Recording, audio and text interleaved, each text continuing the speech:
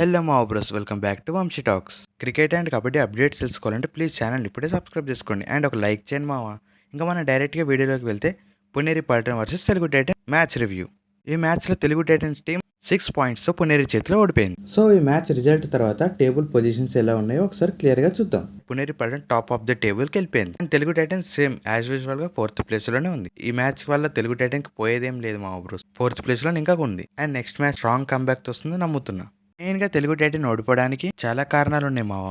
మెయిన్గా Telugu Titan team raiders first raid నుంచి చాలా భయపడుతూ కనిపించారు పునేరి పల్టన్ డిఫెన్స్ ముందు. పునేరి పల్టన్ డిఫెన్స్ అయితే చాలా స్ట్రాంగ్ అండ్ చాలా అగ్రెసివ్గా కనిపించింది ఈరోజు అండ్ ఈ టీం చాలా టాప్ క్లాస్గా ఉంది మావా. తెలుగు టైటన్ కూడా టాప్ కాంబినేషన్తో వచ్చింది, కానీ వాళ్ళ రైడింగ్ అండ్ వాళ్ళ డిఫెన్స్ ముందు ఏం చేయలేకపోయింది తెలుగు టైటన్ టీం. మెయిన్గా మాట్లాడుకోవాలంటే అస్లామీన్ అందర్, ఇతను క్యాప్టెన్సీ అండ్ స్పీడ్తో మన టీంను భయపెట్టించాడు మావా. ఇంక ఈ మ్యాచ్లో క్లియర్గా ఏమైందో డీటెయిల్గా మాట్లాడుకుంటే మెయిన్గా Telugu Titan defence and riding ఈ రెండు డిపార్ట్మెంట్ నుంచి డిసప్పాయింట్ చేసేదని చెప్పొచ్చు. బికాస్ పునేరి పల్టన్ రైడర్స్ అయిన అస్లం మినందర్ అండ్ పంకజ్ మోహిత్ వీళ్ళిద్దరూ తెలుగు టైటన్ డిఫెన్స్ని వన్ సైడ్ చేశారు. మెయిన్గా అజిత్ పవార్ నుంచి 5 అన్సక్సెస్ఫుల్ ట్యాకిల్ చూసాం మావా. ఇదే main thing for the Telugu Titans. And శుభం షిండే కూడా అనుకున్నంత పర్ఫార్మెన్స్ అయితే చేయలే ఈ మ్యాచ్లో. ఏ డిఫెండర్ కూడా పునేరి పల్టన్ రైడర్స్ని ఏం చేయలేరు మావా. ఇంకా పునేరి పల్టన్ డిఫెన్స్ గురించి మాట్లాడుకుంటే గౌరవ్ ఖత్రి ఇతనైతే 7 పాయింట్స్ చేశాడు డిఫెన్స్లో. And coming to Vishal Bharadwaj కూడా 6 పాయింట్స్ చేశాడు మా బ్రోస్.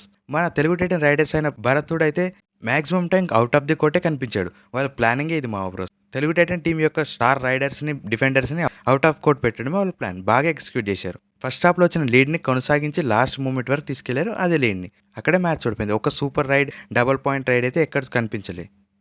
ఇంకా భరత్ కూడా 12 పాయింట్స్ చేశాడు, కానీ అనుకున్నంత బెస్ట్ రైడింగ్ పర్ఫార్మెన్స్ కనిపించలేదని చెప్పాలి. అండ్ విజయ్ మాలిక్ 7 పాయింట్స్ చేసిన 5 అన్సక్సెస్ రైడ్స్ ఉన్నాయి.